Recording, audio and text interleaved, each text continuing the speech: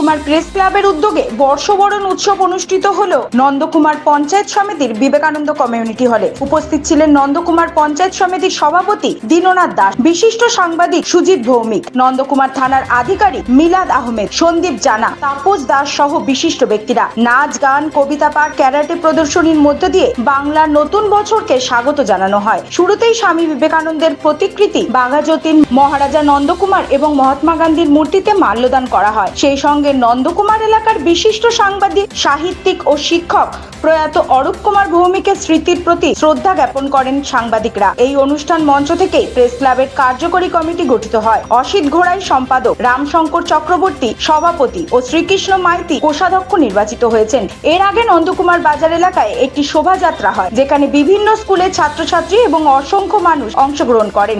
শোভাযাত্রা শেষে প্রেস ক্লাবের নবগৃহের দ্বারোদ্ঘাটন হয়।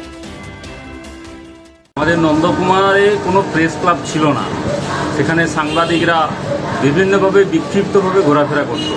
সেই জায়গাতে আজকে শুভ বাংলা নববর্ষ যখন আমরা বৈশাখকে বরণ করছি, তার সঙ্গে সঙ্গে আমাদের প্রেস ক্লাবের সদস্যদেরকেও একসঙ্গে বরণ করে নিলাম। আজকে তাদের প্রেস ক্লাবের যে মেন তারা প্রতিষ্ঠিত হলো আজ থেকে।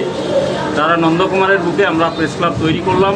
সেখান থেকে আমরা প্রেস ক্লাবের বন্ধুরা তারা কিন্তু প্রতিনিয়তভাবে সমাজের সঙ্গে থাকেন, যেমন তেমনি তারা একসঙ্গে মিলেমিশে কাজ করবেন, সেই বার্তা আমরা বলতে চাই।